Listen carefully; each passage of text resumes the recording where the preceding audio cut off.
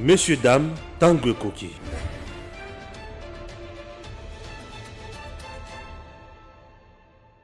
Inutile de voyager, inutile de se tracasser.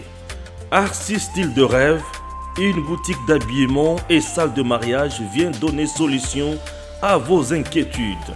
La boutique offre des articles de qualité 100% Turquie.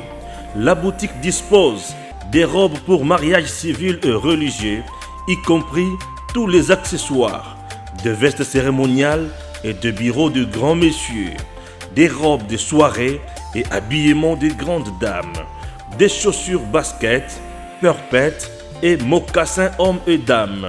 Arcis Style de Rêve n'a pas oublié l'habillement des tout petits de 2 ans à 16 ans. Arcis Style de Rêve livre également dans toutes les provinces de la République démocratique du Congo.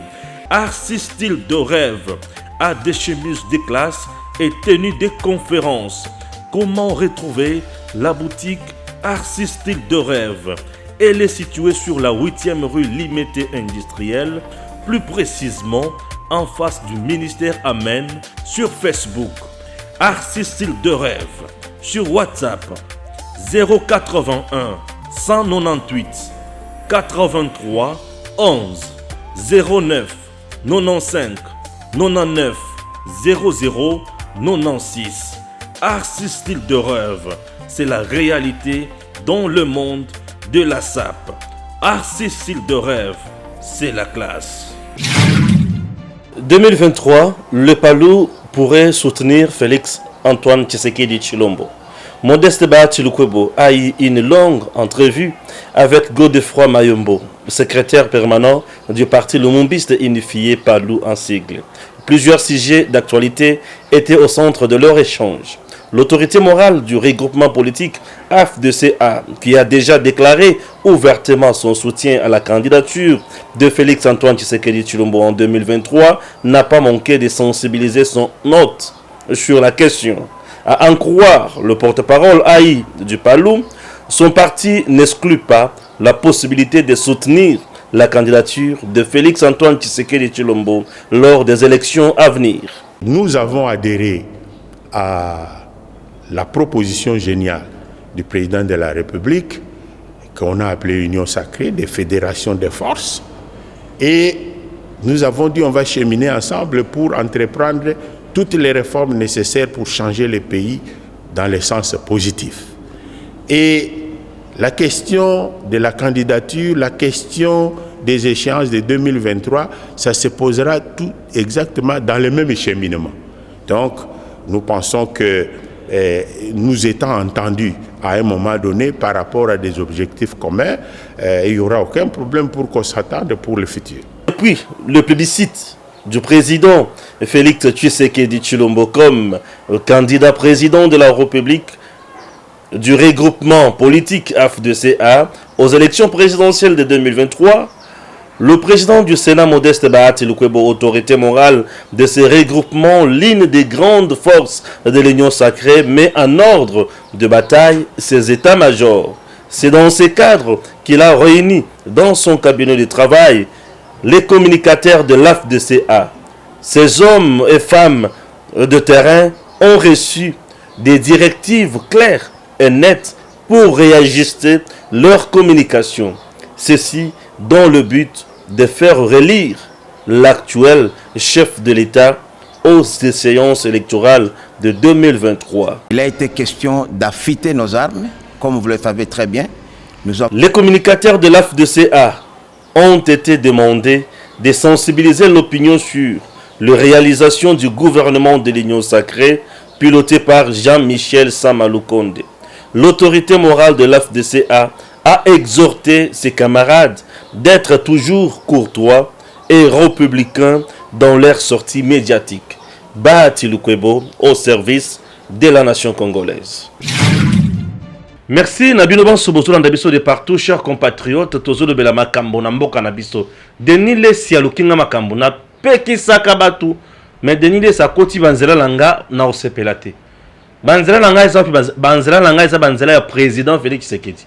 Ce que vous en a pour ça, Stéphane Balamonge aya nzela na yo, yebake au côté makambo Félix. Pour Félix, c'est le bonheur du peuple congolais. Félix, c'est le mwinda ya Congo. Mais Denis les saki ko kota makambo na azo sala nini o babengi bilan ya Félix azo bango eza 40%. Pour akutana makambo ebele non. Denis les sakosi ba. Denis les chrétien mukuna wana makambo na bango. Denis les si aye bakoma kotambola na ko rappeler ye oyo ye asalaki na mboka na biso. Na kufinga na ngai te pona ko rappeler kaka oyo asalaki. Pour ko lakisa ke soki avant kota na makambo ya président Félix il faut oyeba oza nani oza maboko ndenge nini. Mboka na biso toza na posa ba pasteur ba aventurier te. Toza na posa ba pasteur o ba betaka bato ba mbata ba 12 te. Toza na posa ba pasteur oyo ba kenda ko se masturber na ba douche na bango te. Toza na posa ba pasteur oyo ba vandaka wana pona ko melisa bato soki maye soki nini te.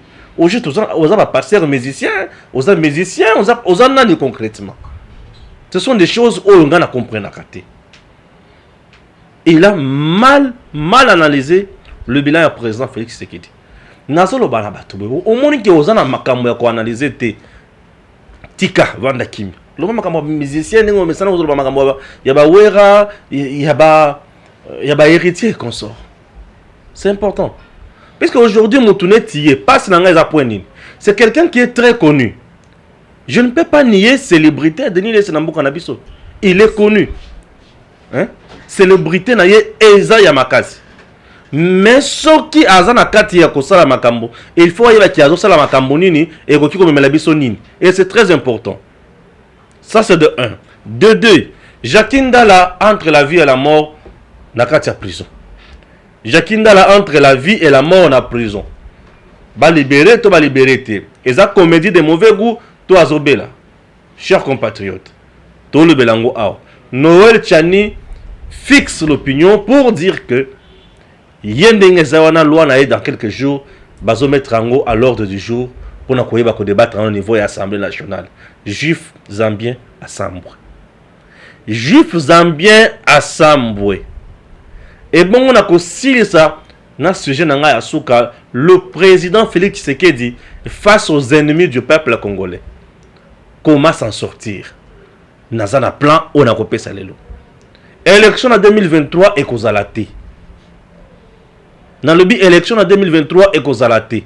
Ceux qui ont posé au point de vue zalana biso tinasuka. Pour comprendre que l'élection en 2023 est kozalate. Voilà, de père et de mère. Denis Lessi a manqué président Félix en gestion.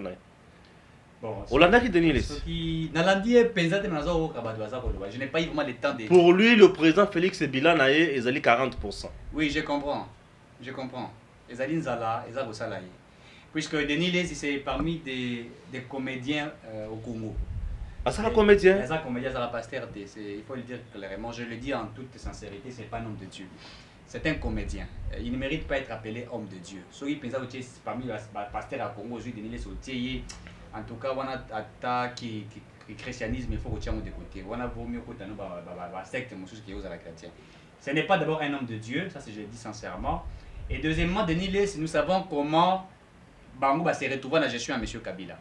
Mais Bango va être coopérant. Il suffit à faire il faut créer vision pour la présidence de la République, à qui on va coûter 200 000 $, et lui, Bakaboli. Sauf qu'il y a eu même des affrontements entre les pasteurs du Congo, surtout dans l'église des Raveilles, c'est à cause de ces choses-là. Ils ont Denis Lessi, ils ont Soni Kafuta et les autres. D'ailleurs, vous allez vous remarquer, vous allez vous rappeler un jour Soni Kafuta le bas.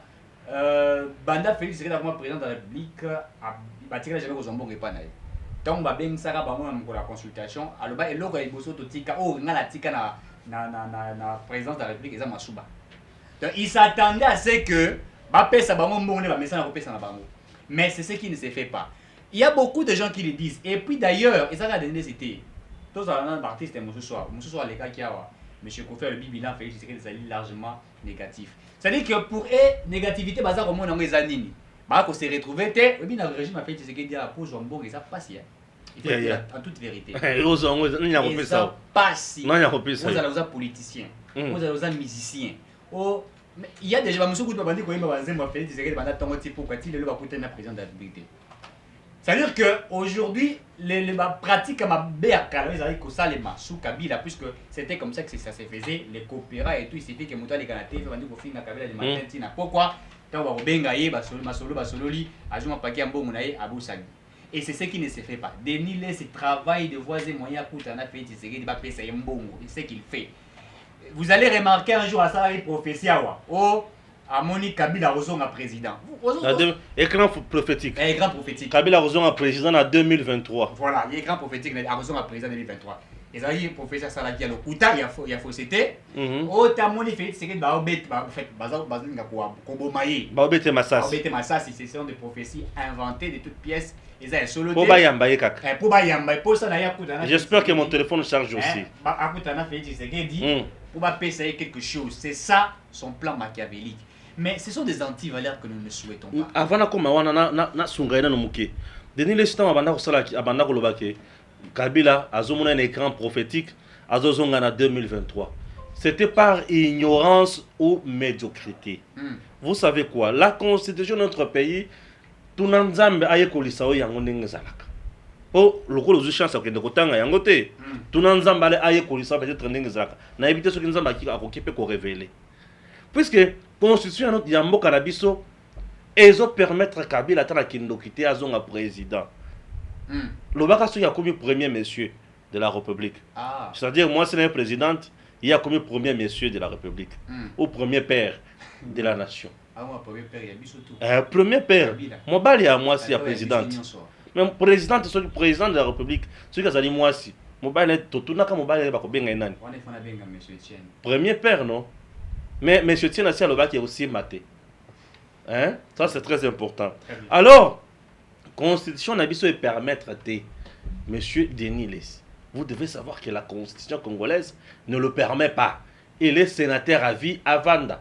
Azana posa comme président à Koufwa à ce qu'on a identité moussous wanambat.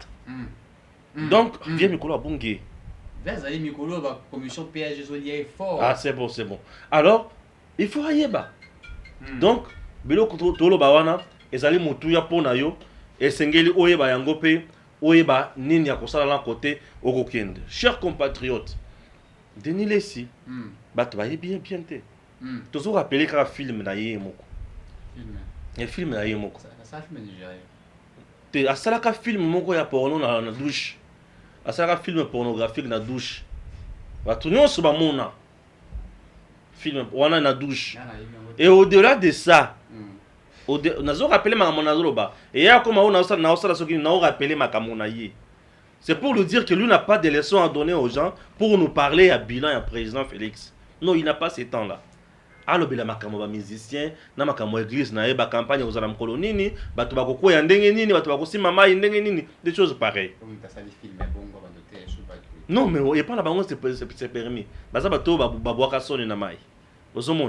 Alors, ce monsieur-là a été arrêté dans ce pays. Ouais, escroquerie. Pour une escroquerie. On se rappelle. A bêti tout main libre. Ça va frapper. A frapper mutuna nani na téléphone au comme ministre, il faut payer un jeep et mutango pasteur lokolaye. Ntatu. 5 personnes. Pasteur lokolaye. Et na groupe on y a abima conseiller spirituel ya Kabila. Kabila ne ozomona pesa pour la cause de la conseiller spirituel. Kabila. C'est spirituel, la spiritualité est diabolique.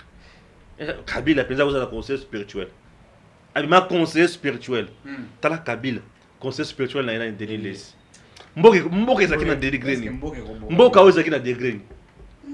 Et yoka le sous. Yoka. Conseiller spirituel. Pas basambisa bango.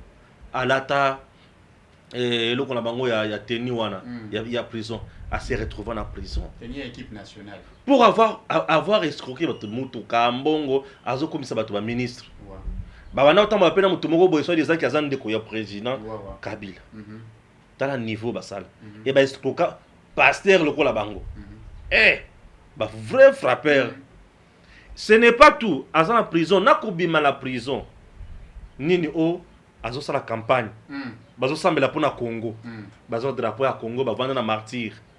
Nzambe pe lokola la kate a beti symbole. Pour bututu wana ici la nyonso. Ozomona. pour la Boutoutoana ici. Ce sont des choses auxquelles nous avons assisté dans ces pays. Très horribles. Et venant de telles personnes. Et aujourd'hui, Des donneurs de après ça, Ali, moi, Kenda, ce qui wapi, Azalaka Pembe, Namounia komi café, chocolat, Nazoui Bate, Isa tampon, Isa nini. Mélange ce qui n'est pas. Et vous venez aujourd'hui commencer à nous embrouiller. La politique n'est pas quelque chose où nous faisons. Tu es pasteur, lorsque tu ne maîtrises pas la politique, va prêcher la Bible que tu sembles maîtriser. Parfois que tu interprètes mal. Va faire ça. Tu fais autre chose, va faire autre chose. Puisque moi, passe nanga ezaya que bango baza batu bakenda sanga yebani na mboko yo. Soki azaki mutu moko te ayebana mbele tolobeli likambo na yawa te. Il est connu célèbre makambo azoloba. Eza na kati ya koinduire population congolaise en erreur. Très bien. Le président Félix Soki Bono Bozoye Bate qui n'a pas fait quelque chose dans ce pays, Boza Mite Mamapé. Depuis que Félix Tshisekedi est arrivé au pouvoir, Congo est Zui et Sengo. Wow. Mboka est Zui et Sengo. État de droit, état de siège, Oyo Lelo Izopé Saba Friwana. Bato Bali comment on a été? A déboulonné un système dictatorial, Oyo Bana Ezanakati, Yakonyonga Bato. Bato Bali comment on a été? Mais au juste Balingi, concrètement. Le bilan aujourd'hui de Félix Tshisekedi, ils ont ça on a été? Arrête d'oreille image via Mboka Oyo. Azolo bango bilan à 40%.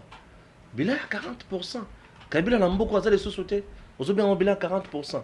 Donc Kabila na Mboka azo gagner les sociétés, ozo bien bilan à 40%. Parce qu'Azo s'est retrouvé, voilà pourquoi la raison. On dirait bato batika la 8 na église sur 4. Na le pango avec au foot la longole les sociétés. Azonga na ndebisika za. Azala matete. Batika la yé protocole. On a 2 personnes. Il y a un protocole de 2 personnes. Mais est-ce que tu vas faire ma classe? Ah. Donc, ce que vous avez Coach voisin mal à l'aise. Ma classe. Moi, on doit sentir que ma caboise en classe. Mais quand vous y allez, vous aurez qu'il y a un protocole. Vous avez un assez beau, vous avez un dernier lycée.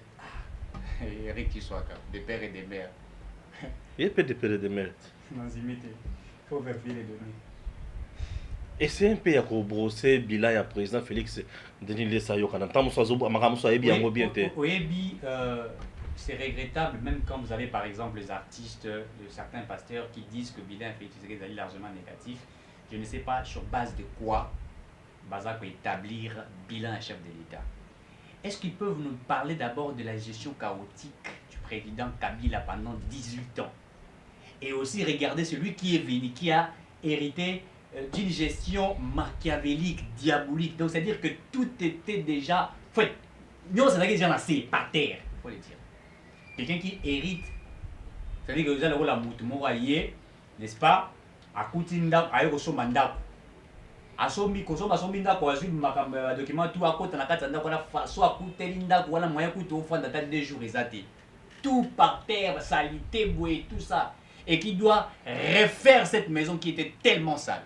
C'est ce que les bilans que Félix Tshisekedi a fait. C'est ce que Félix Tshisekedi a trouvé comme situation. Parce que ça a d'abord état de lieu. Il regarde comment le pays a été géré. Secteur ni les madame au Kabila Tiki. Économie par terre.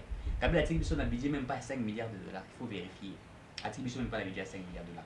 La santé, des problèmes. Oh, bah médecin, bah foutu, bah moté. Oh, bah infirmier et tout ça. Bah grève. On a trouvé ça. Police et bah militaire. On a trouvé de problèmes. Oh, bah, la fonction publique. On a trouvé de problèmes. Rappelez-vous, Félix Tshisekedi a commis président de la République, la grève et banni dans l'entreprise Nyonso. 30 mois payés, nous réclamons. 12 mois payés. Est-ce que vous ne vous rappelez pas de ce qui était arrivé quand Félix Tshisekedi a sa prestation de serment, n'est-ce pas? 2 semaines après, l'entreprise Nyonso banni, qu'on réclamait Bambo Mounaba. C'était déjà pour montrer la gestion chaotique et un système Yakala. Les gens réclamaient, par exemple, Bakenda, Félix Tshisekedi la présidence.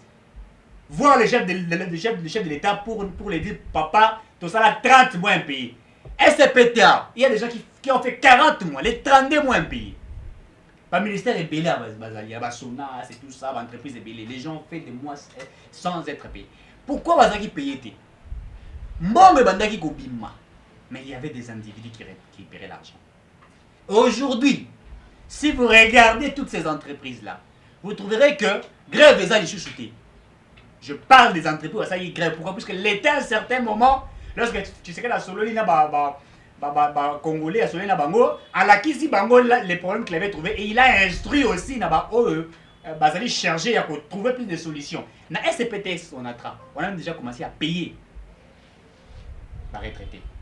Dans l'entreprise, c'est déjà qu'on fout, c'est vrai que fout ils ont sauté, mais ça qu'on fout puisque l'État est en train de chercher de voir ses moyens récupérés. C'était un bilan chaotique de M. Kabila. Un bilan chaotique. Les gens qui veulent nous donner, dire que c'est un bilan négatif, va présenter d'abord les 18 ans Kabila, qu'est-ce que Kabila a fait, puisque nous, dans les 2 ans, nous pouvons démontrer des choses. Le problème qui se passe aujourd'hui, j'aimerais même interpeller le chef d'État, Kabila Mobimba, tout le gouvernement Warrior, c'est la communication. On n'arrive pas à montrer réellement aux Congolais ce que le président Félix Tshisekedi a fait. Ça, on n'arrive pas. Il n'y a pas de communicateur du chef de l'État. Kabila avait des communicateurs, vous avez des gens comme Jean-Marie Kassamba, du matin au soir qui ne faisaient que la visibilité de Kabila pendant qu'il n'y avait rien. On a fait croire à ceux qui vivaient à l'étranger que Congo est comme l'Afrique du Sud. On prenait la drone, on filmait qui chasse aux hommes, tout ça c'est lui, tout ça c'est lui. Mais en réalité, il n'avait rien, mais la communication était bonne. Mais aujourd'hui, ni l'IDPS ne sait pas que je l'ai dit, je suis très sincère, même au sein de l'IDPS, on n'arrive pas à communiquer fiablement et véritablement pour le président de la République. Démontrer ce qui a été fait dans les 2 ans. Il y a des gens,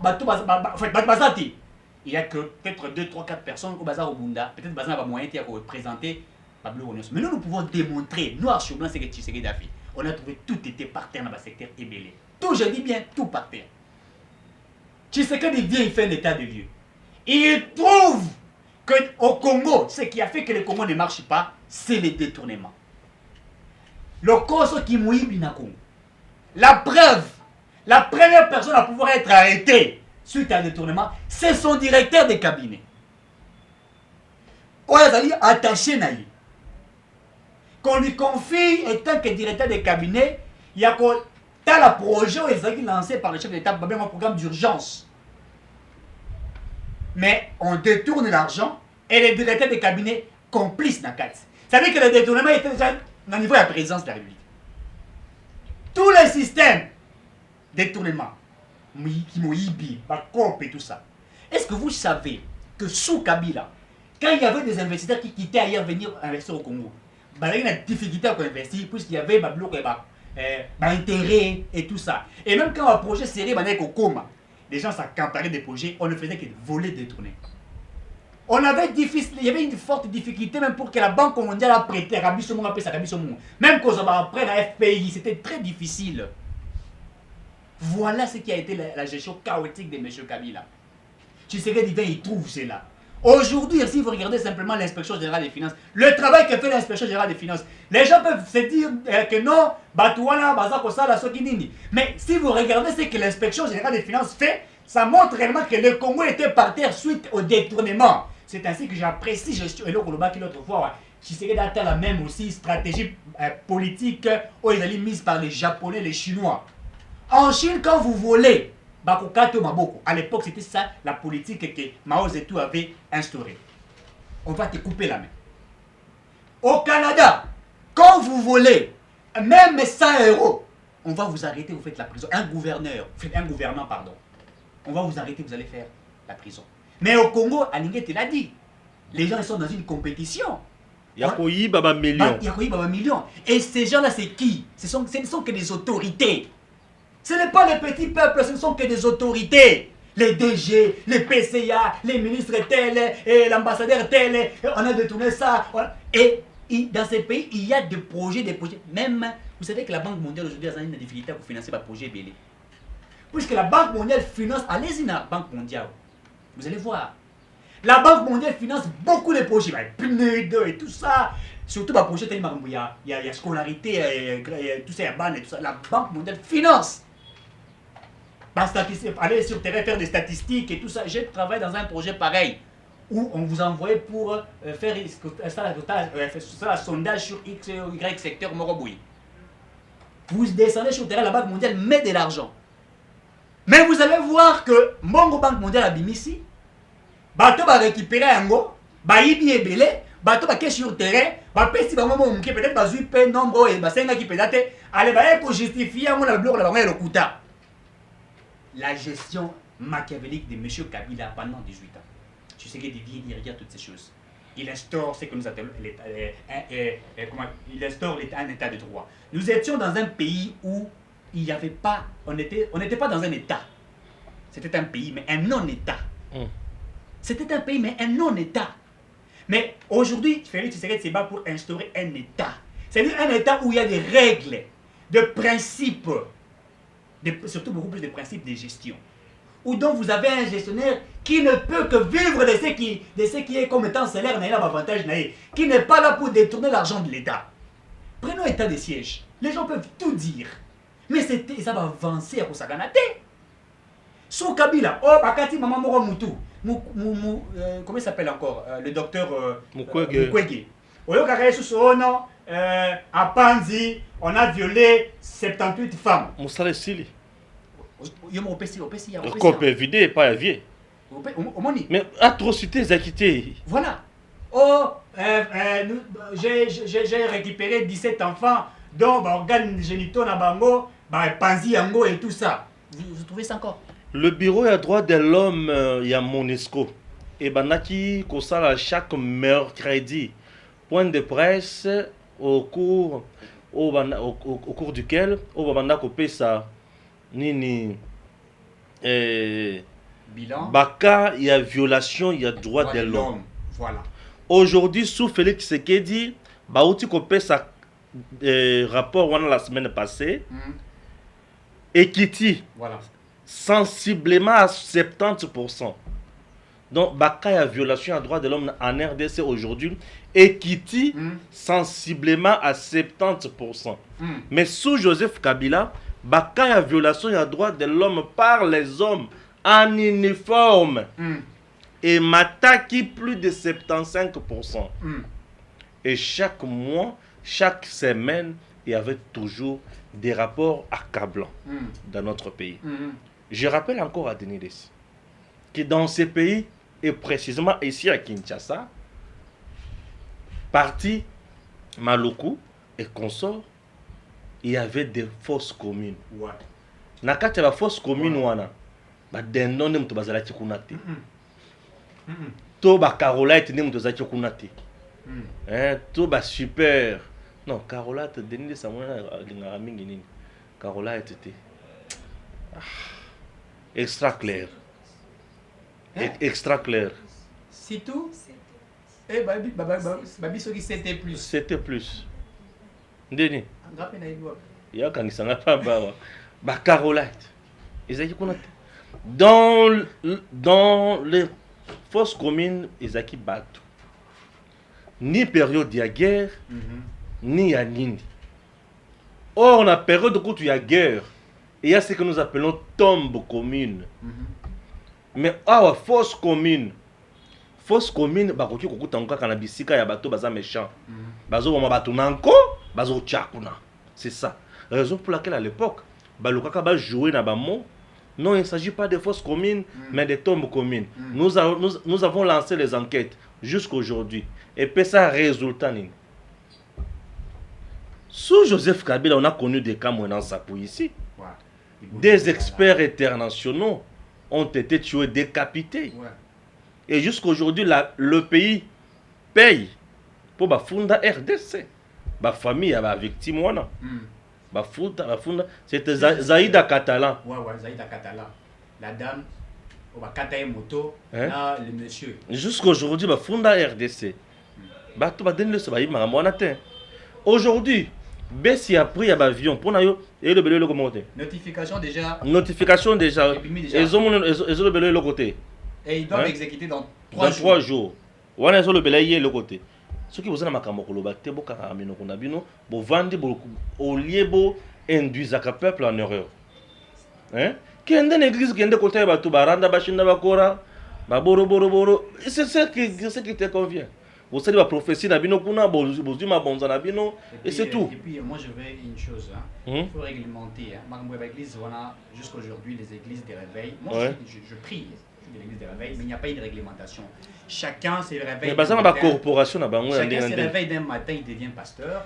Wana kutu un RDC. Il faut réglementer puisque c'est du désordre. Wana kutunde kuma nango Vous savez, au Rwanda, par exemple, j'avais vu... Fongolelon, stylo pour yo kangai. Abilo na mana komela ole lo awa. Pour Denis les souvent on dirait le client pas problème. Loba non ya. Mais on a communiqué moi qu'on a presse rwandaise Paul Kagame avait à Kanaïba église union. Bien sûr. À Sengaï bango pour nous fongolango, il faut monter à avoir un document. Oui. N'est-ce pas? Oui. Mais il y a des églises qui naissent ici comme des champignons. Il faut prier, c'est très bien. Mais on ne peut pas, nous sommes dans un état, il faut que tous les allant avoir principe. Ce sont des églises de sommeil. Vous savez, des prophéties comme ça et puis voilà. Vous savez, la RDC aujourd'hui, bato balongola bango culture ya musala, ba pisse bango makanisi ya nzamba kosala.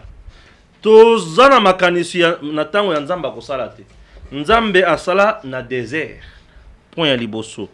Bisika nzamba asala, nzambe ye moko azwa bato en charge po yene muto alongola bango na bawumbu. Azwa bato en charge. Yango asala. Akitisa biloko. Pe biloko akitisa bato ba musu ba yango Pourtant ozo kitisa misuni balobi tokomeka olia ka misuni, tokomeka olia ka misuni. Na yebi wapi? Ba kitisa bango misuni mane ba yaka yango. Mais tokomeka olia ka misuni, tokomeka olia ka misuni. Eloko aliboso. Eloko ami balé. Kaka na désert wana nzamba zo bato en charge, apesa bango mai Mais Kabila azui biso en charge awa te akoka kopesa biso mai te.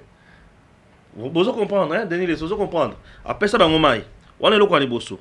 Eloko ami balé. Bo pesa bato makanisi ke nzamba kosala.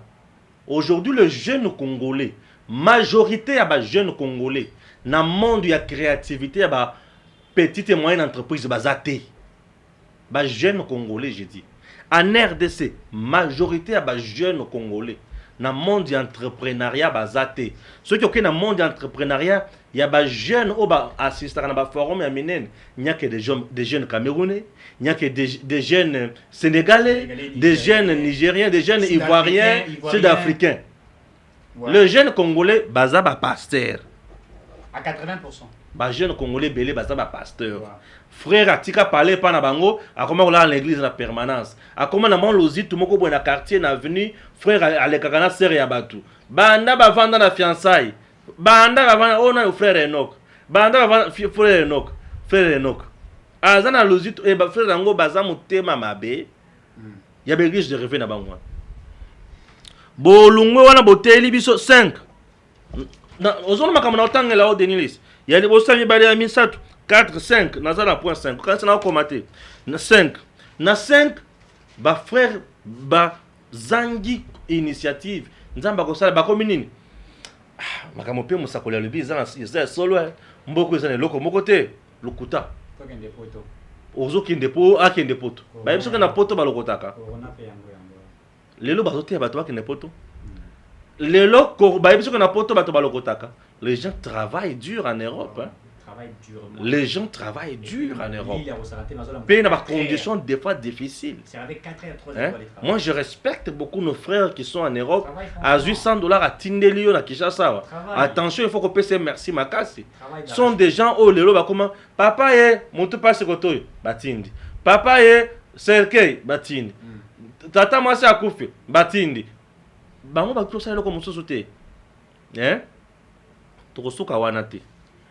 6 na souligner na chamulongwa na komi 6 prophétie na mboka na biso e kaboli ba famille parmi ya bana ebele o bazana lelo na balabala c'est à cause ya prophétie ya lokuta et pas pasteur ba bien à Denis ba pasteur mamolela et mot à dire ton enfant est sorcier. C'est lui qui te bloque. C'est tout. Et beti libabe mwana na mbanda na ndako. Ba kosala tout ba yebiki mwana na mbanda. Botika ba aventure, botika président sala musala calmement. Na sukeli na 6 pour na lelo. Na katanite me na sukeli aw. Mbala sima na pekisio.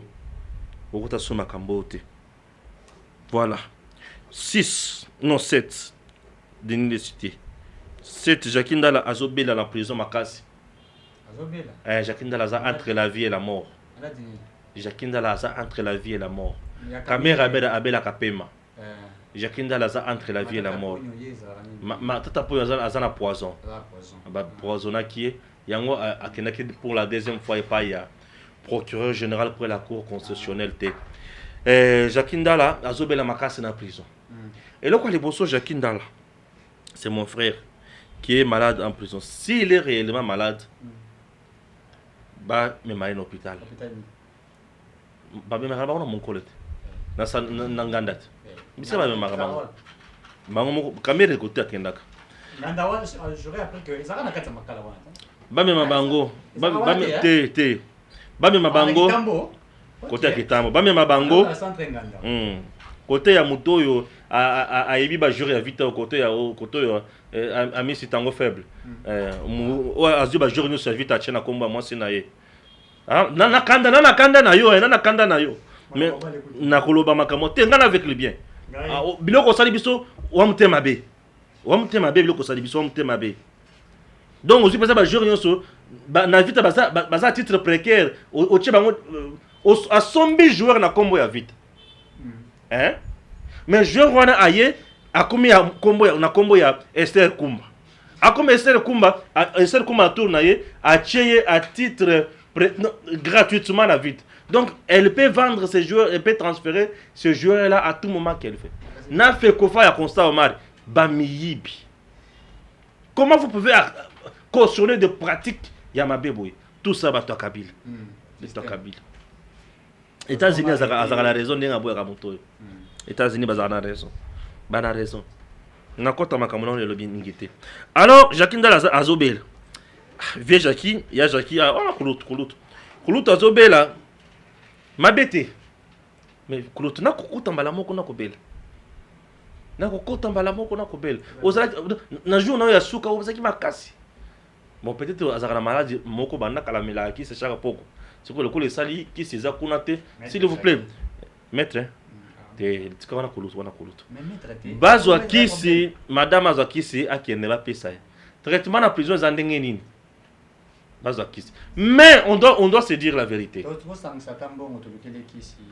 Moïse a pesa mbongo Moïse a sondolier vraiment Moïse Jean Jacqueline Dala malade siko Moïse Jacqueline Dala za malade bozo qui fait non Kabalo Barza Mutombongo quand même. C'est pas normal. Non, Moïse Katumbi. Biloko Bonda a comme président. Otindela Mukebai soki ça $10,000. 10 000 te. Non, $10,000 va pesa ki sango pona moto azaki na ya kopima. Te ngala ba ya na ta Mukebai bakangaki. Moïse atinda combien? Atinda soki je crois soki ça $50 au Fayula azoka. Eh, soyez là za la rabato muzito. Kasi te yona libité. Muzito ndatinda ka. Muzito atindela Fayulu, atindela Mukebai, Fayulu ali. Ya $1,000. Fayulu a pesa na 800. Après ce 800, 200 etikali. Après ce bango lisusu. Aliaka $50. A 50. Mukebai luka 50 na etilelo. 50 abatu. Bien Martin 50 abatu. Liste zawa na otanga 50 abatu. 50. Ma kijana foka na boy. Donc tozaka na 7 eza na ba chambre belé toza na Jacqueline na 7. Alors na chambre 7 ou tout ça na prison personne na chambre 7 faut tout tourner boy bisa biso aza na chambre nini kuna na prison bakoko na caméra bakoko na Barnabé Milinganyo Henri Magie bato baza mo belé kuna. Mais maintenant à lobi azobela na prison au moment où je vous parle il y a des gens au baza na prison basambisa bangote otali makambo bakotela prison ya makala ezanga mutu ezanga makolo ezana batu mususu baza na prison ba vimbi makolo moi je vous parle ezana batu na prison mususu baza na biseka kolala te ba vimbi makolo. Les traitements dans notre prison parfois ils sont comme inhumains batu mususu baza na maladie bango basonyaka bango te ya Jacqueline Dala o ba mimaye basonye Katumbi asundoli okasi omoni batu bozo servir président Ligue des jeunes.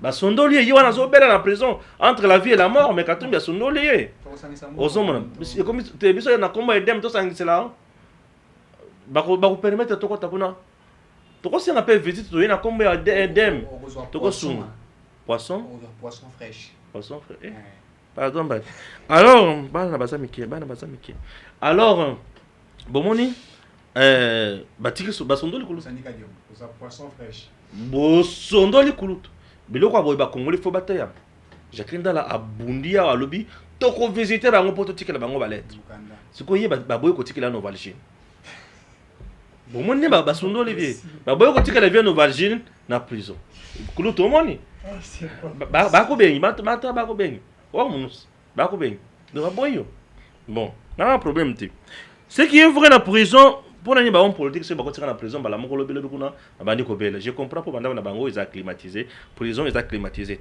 Et le quoi les bossons. Et le comme les points. C'est ça, nous sommes en train de demander ça. Mais dis-moi, la chance de la prison, puisque pour les Ekiti, donc on a pour les Ekiti, on a retard comment on a laissé Sabino Kuna. Mbolongo Ekiti, Mbolongo le Ekiti, tout la rabino Mbolongo Kuna. Bolé Sarabangon vungule les sociétés. Donc ma dé sur ma sangue, ça n'a ma sangoté. Made soit part, l'eau soit part, quand même, bizarre, biloko bamesana ko liana ndako.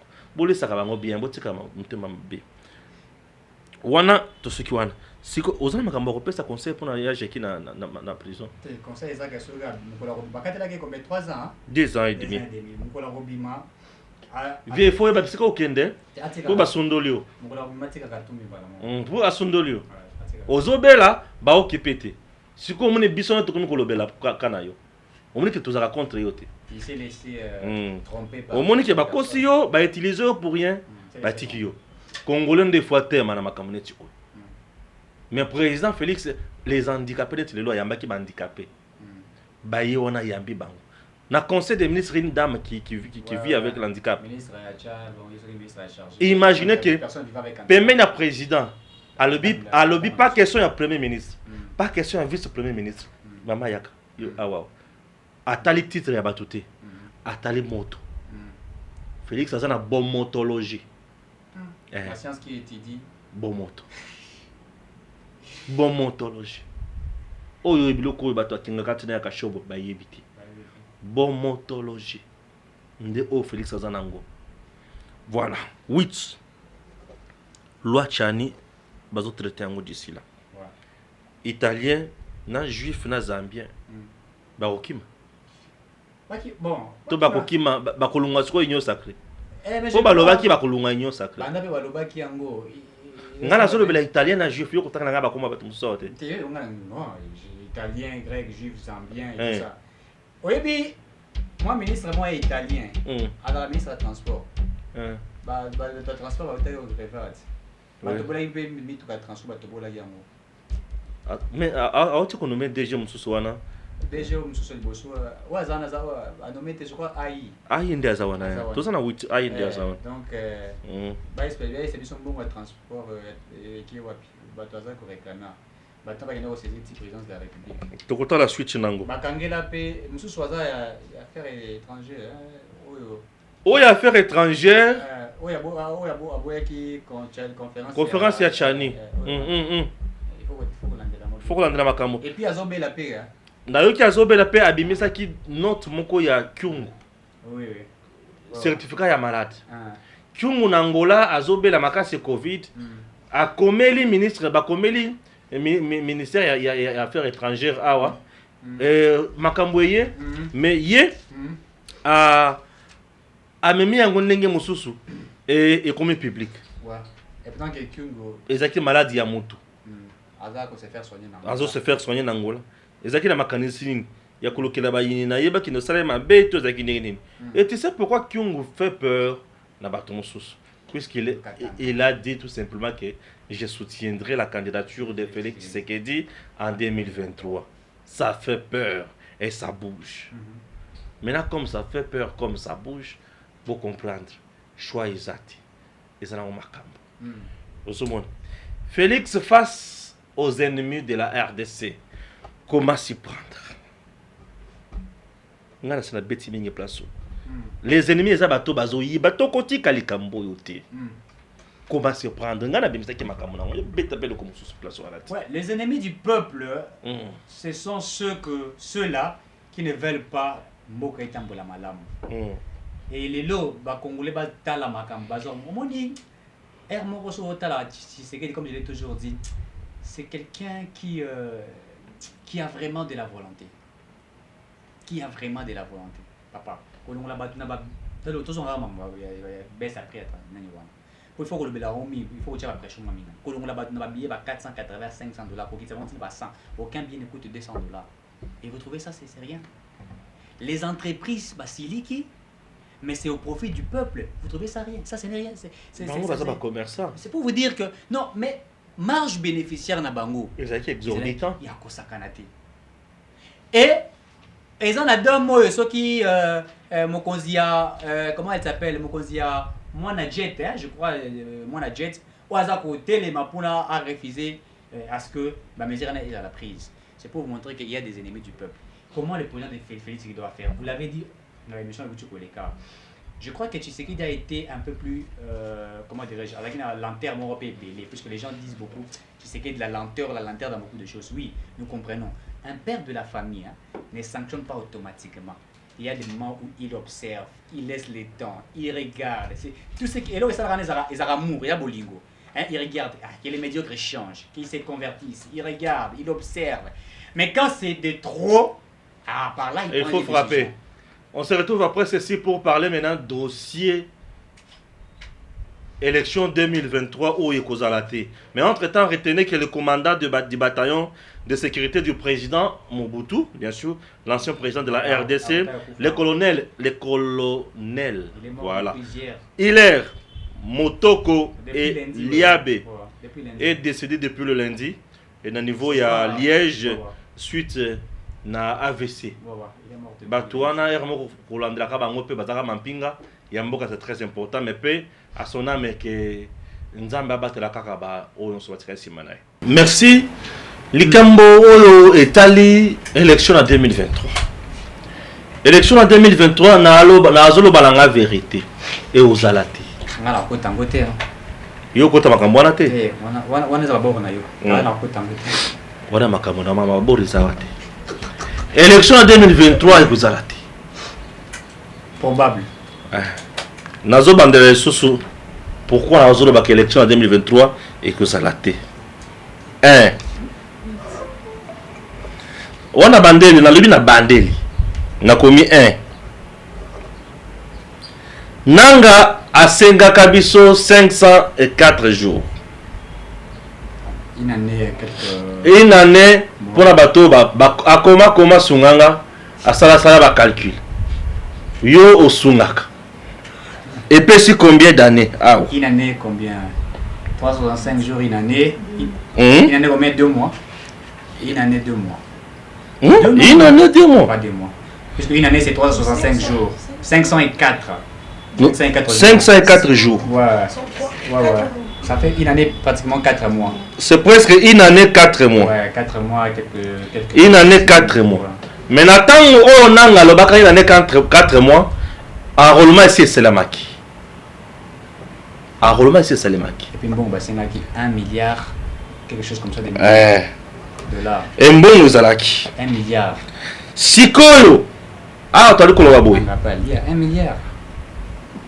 Président a 504 jours, 504 jours avec le président, où il fallait qu'il ait sa élection. Le président, il y a Séni Azana noté. Vous comprenez? Le président a zaté. Ça nous a pris déjà une année pour la président. Depuis 2020. Et Simbité. Ah, ouais, Chole, Azo Bengana Batuna 5 ans. Il y a réveil, na tour na bango. Ali Nambongo, avant na coin na ye. Batuni bango, utembi. Batuni bango les sous. Siko, beaucoup de sous na table de négociation, Tony. Nous allons réfléchir. Bazo qui ne vont réfléchir. Tu n'es pas tourné bango, bango bazo réfléchir. Hein? Tu n'es pas tourné bango, bazo réfléchir. Bango va se réfléchir. Vous me comprenez? Bango va se réfléchir. Après réflexion, Assemblée nationale 60, organisation, Bakomi Mukanda Balobi, Mekako entériné candidat au Bassi confession religieuse, Baponakin avec leur PV. Assemblée nationale a tiré commission moko paritaire en place pour traiter dossier one. Et considère dans combien de jours? bon sopé à travailler. Alors, na kena point mosusu. Ayebisi biso aussi ça te pe ba yebisi biso au temps ba kozwa te. Nano to bandi enrôlement te. Tango to kosala enrôlement. Recensement pesa. Yoka. Tango to kosala enrôlement recensement pesali. Bon monsieur Kende. Avant enrôlement recensement. Avant enrôlement recensement ezali. Bon monsieur Kende. Et kozwa biso combien un bon ekopima. Recensement à peu près 40 millions. Voilà. Et enrôlement peut quoi aussi moi monsieur Lango. Nous aurons le temps de former ba agent. Il y a Seni. Nous aurons le temps de la commande ya ba kit. Et puis côté là ebeba wana ba machine à voter. Machine à voter au ebeba o to salela. Faut évaluer. Ba ko évaluer. Monsieur etikala kana kombo Shadari. Est-ce que ça en bon état? Etikala Shadari. Etikala Shadari. Ba réinitialiser ngo. Ba réinitialiser ngo pour un programme one. Est-ce que tu vas condamner yango te va condamner yango te? Mais connaissant nanga ba machine belé zate. Ah. Connaissant nanga ba machine belé zate. Ateki yango. Pour na olo ba bongo. Nanga venait d'être sanctionné par les États-Unis pour la corruption, pour le détournement ya mbongo. Na yo que la mutuma wati. Na o pesa bino kama makambo yo. Vous comprendre? Nanga pasteur hein bata ba église de lever hein nanga ala kilikon azala sous sanction ya ba américain ba taxi il a fait de 100 millions au weekenda ba serignez mutu ba sala ba commande ya ba machine yena mwana nayi boyebi le ko bosala yo pe oza city voilà tolungwe wana et comment on a étape à cause le déploiement des kits électoraux. Il y a RDC. Ça demande le moyen de transport. Là, Bamboula wana Monusco de Mutu ayaka kosunga sur le plan logistique. La Monusco sera-t-elle encore cette fois-ci de bonne foi pour nous parvenir en aide ou pas? Ok? Ah. Tozalaka penambongo. Mais maintenant la RDC évité un sérieux problème. Et puis la Covid. Yokana kubunga. La RDC évité un sérieux problème. Muyibi nan. Ba papa ebele ba yibi misolo ya l'état. Ba yibi sans plaignant. On a des moments organisation élection. Parmi mais c'est quoi ba nga yibi mbongo. Ba kanga non bango to lukane to. Tozoluka koma ko kanga miyibi wana ya ba papa na bino. Na ba noko na bino na ba ndeko na bino. Ba yibi. Ba yibi na million na ba million ba 13 millions. Ba 100 millions, ba 12 millions, ba 200 millions, ta maman aliaki 9 millions. Matata pour la c'était na 200 millions. 200 millions la ka bukanga lozo. Ba yibi. Oyoki ba carte visa ezalaki na banque 50 000 $. Et bien ça 50 000 $ chaque mois. Et il y avait plus de 100 personnes détenant des cartes visa. Oui, ils ont activé chaque fin du mois. Félix ça fait 2 ans. Et situation là tu ko décanter en calamité. Mais pendant ils avant. Nathan ya Kabila. Il n'y avait pas un autre Kabila avant Kabila, ancien président de la République, qui touchait 680 000 $. Il n'y en avait pas. Kabila est le premier.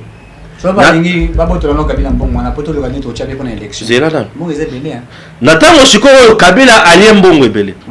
Afutami a ça depuis 3 à 4 mois azo futamate a réclamer salaire naï. C'est grave. A réclamer salaire naï.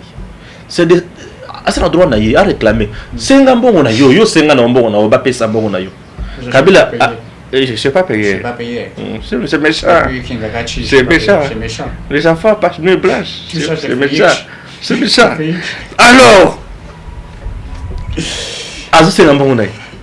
tout ça l'État congolais sous homme. Baotu kolia mbongo ya makambo ya guerre na est. Il y a ce que nous appelons l'économie de la guerre. Patrick Mouya Lobaki, même s'il s'agit à cause de Solognon,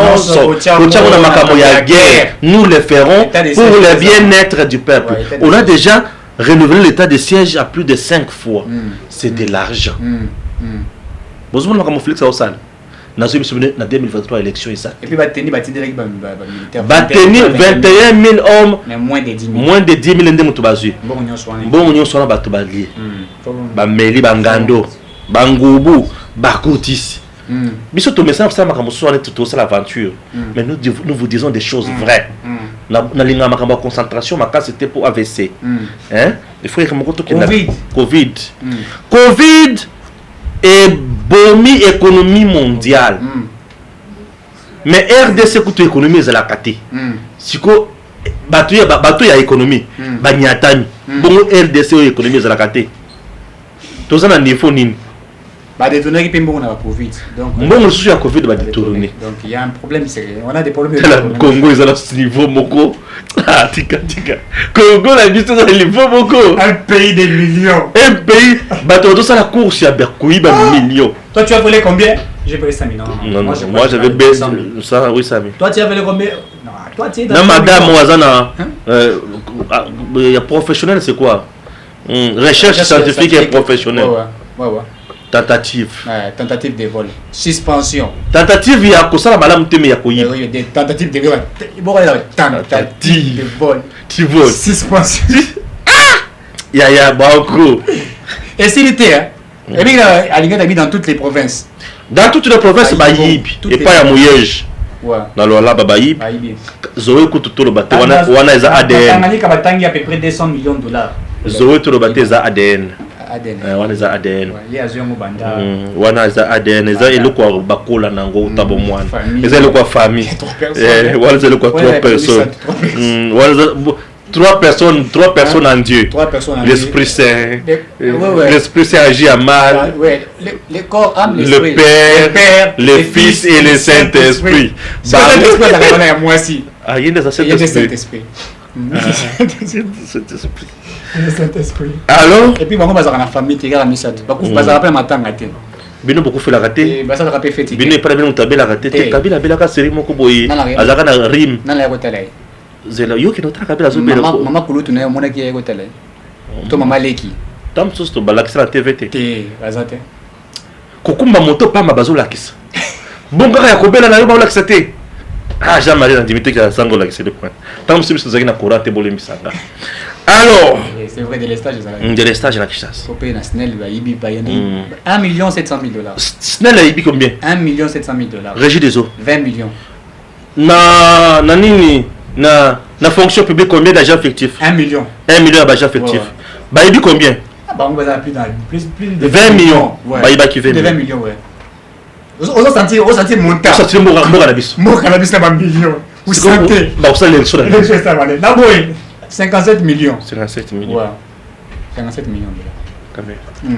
C'est bon, ça l'élection et puis, ça des moutons peut venir au Koufa. Bah, ça des moutons peuvent venir au entretien à sauter. Exactement. Talango, c'est tout des bonhommes. Maboulou, Banini. Ah, Karasiko. Karasiko. Ok. Saute des moutons. Tu vas que ça me sous.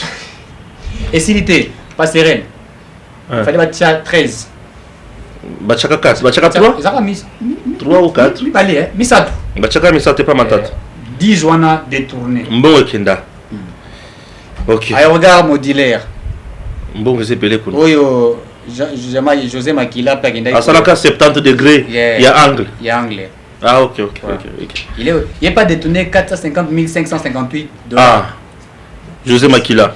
Vous avez cité les sous. José Makila osa cité. Tala, to le même makolo bana mutu to banda ko koma. Pour là que ça va vraiment comment on a tout là qui ça comment pour détruire Moka. Williba. Ya Wilma. L'imi ça sur le téléphone. Tu voulais que quelqu'un ose la compétition. Il te pousse à nier. Viens l'imi service. On s'est bien de rappeler mission. Viens l'imi service en tout cas. Pardon. Ah, bien ça les compétitions. Viens nager. Ya Willy. Anaja. L'imi service. Tu auras tous se rappeler. Tous se rappeler. Aux appels la liste. Habillement a plus de 10 000 $. Moi, l'année bakamé a 30 000 $. Voilà, au Kima. Et puis il y a détournement, il y a gratuité. On va batangue la biche. Voilà, batangue la biche. On a posé bandité. Oh, et ça, l'inspecteur m'a comboyé. Oh, bah, condamné à salaire AVC. Oui. Condamné à 20 ans de prison. L'inspecteur, il y a. C'est copé, hein? C'est copé. Voilà, bah, détourner combien d'enseignants? Détourner un belé, il faut que je vérifie. Il va détourner belé. Donc, combien de gens? Il a télé 20 ans à salir AVC. Sur place, en direct à la télévision, TDC. Et puis, avec ça, ça pour ça, il m'a sous baby, tout. 20 ans. 20 ans. aibi siko boye ni sangai Félix ko sala élection na mino na bino to sala élection na manyama kinga kati mbongo sala élection et ça to lukana mbongo nyonso yo tozongisa bongo to sala élection na banzi ki toyokani na boye ba problème oh monsieur Stéphane moto benga ngaiti oh non pardon et on n'a pas violé la constitution hein. Et ça peut nous montrer surtout 15 millions il y a rétro-commission. Rétro-commission, 15 millions rétro-commission, il y a Cameroun. 15 millions. On a 12 millions, monsieur Soupé. 12 millions, ministère de l'économie. Akasha 12 millions. 12 millions. Tobo sanité. Nous, on met tout, on est juste, on met tout. Tout ça juste. Tout, on met. Merci la Moussala na bino Moussala. Merci. Ils ont Moussala Balam. Merci. Merci le collaborateur qui peut détruire les bis. Ministre de la Santé, Bakanga qui a Kalawana.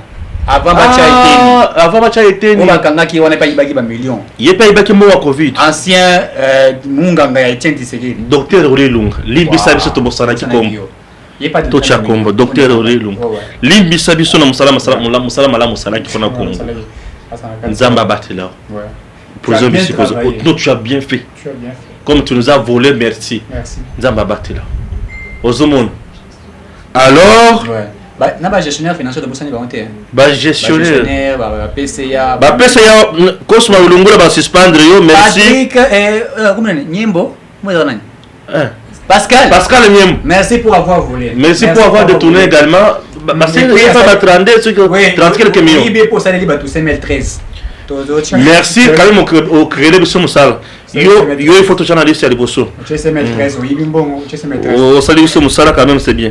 Et puis aux autres, aux victimes état de droit. Il y a état de droit. En tout cas, état de droit pesant aux victimes. Aux vraiment victimes. Merci. Nous aussi nous confirmons ça. Tu as vraiment volé, merci. Comme tu as volé, vraiment aux victimes. Parce que ceux qui ont eu baraté état de droit, ils l'ont dauté. Bah, parce que la suspension à Pamba. Ou combien de victimes? Déjà, on a suspension Botissier Moro. Cosma Pay, il y a ICSN. INPP. Na lobaka lo kwana a ondiminga. Mutuazo azofutama 400 000.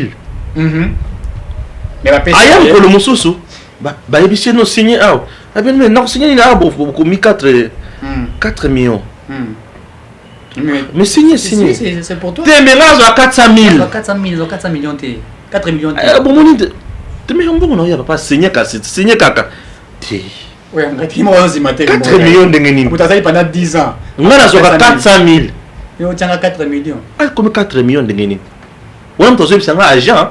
Quand le problème, on a besoin d'un cambouan. Aïe, c'est Stéphane Kalamite Bazo Kangam, Chukui. Dans le bac à Yango, le bac au Kangam Maurice, Chukui, à Yann Pépé.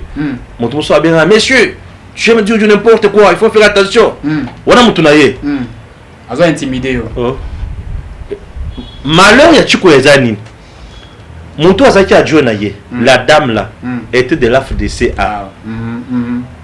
Et ça dit que l'AFDC a l'air à zoner dans la fonction. Madame, on a commis ministre de travail. Aïbaki Magounion, c'est la dame était adjointe. Il y a Maurice qui était le DG.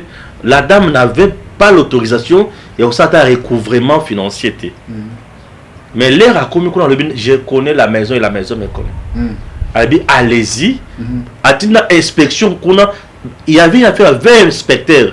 Bakenda ba vendre la chikuya vendre bango ba vendre ba lobi la service au kaka yo travailler pe service au kaka papier tout à l'année au komaka yo sala musala allez bien de yo sala kaka donc inspection ya vendre la peut-être chikuya boy chikuya vendre un bon on a combien bon pe service document monsieur le DG signé bine molimbi sakate oh yo regardez vous allez merci à très bientôt.